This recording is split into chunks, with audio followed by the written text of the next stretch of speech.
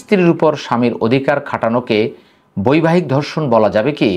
মূলত স্বামী স্ত্রীর যে সম্পর্ক, যে দাম্পত্য সুখ বা দাম্পত্য জীবন, এই জীবনকে সুন্দর, মধুময় এবং আরও স্বচ্ছ সাবলীল করার জন্য আল্লাহ তাআলা একজনকে বানিয়েছেন টিম মেম্বার, একজনকে বানিয়েছেন পরিচালক, আরেকজনকে বানিয়েছেন অনুগামী। 4 নম্বর সূরা, সূরা নিসার 34 নম্বর আয়াতে আল্লাহ সুবহানাহু ওয়া তাআলা জানিয়ে দিয়েছেন, আর রিজালু কাওয়ামুনা আলান নিসা, পুরুষরা নারীদের উপর তত্ত্বাবধায়ক, অর্থাৎ পুরুষরা সংসার পরিচালনার স্বার্থে কখনো কখনো কঠোর হবেন, কখনো কখনো নরম হবেন, যাতে করে সংসার সুন্দরভাবে তিনি পরিচালনা করতে পারেন। অন্য আয়াতে আল্লাহ সুবহানাহু ওয়া তাআলা বলেন, ওয়াআশিরুহুন্না বিল মারুফ, আর তাদের সাথে সৎভাবে, সুন্দরভাবে, উত্তমভাবে, উত্তম উপায়ে জীবনযাপন করো।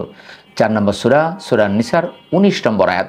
অতএব স্ত্রীকে পরিচালনা করতে গিয়ে কখনো কখনো তাকে কঠোরও হওয়া লাগতে পারে। আর স্বামী স্ত্রীর যে সম্পর্ক, এখানে ধর্ষণের কোনো প্রশ্নই আসে না। ধর্ষণ যেন স্বামী না করে, স্ত্রী যেন অন্যের কাছে না যায়, এজন্যই মূলত বৈবাহিক সম্পর্ক। সেখানে ধর্ষণ কথাটা আসাটাই হচ্ছে অযৌক্তিক এবং অন্যায় একটি প্রশ্ন।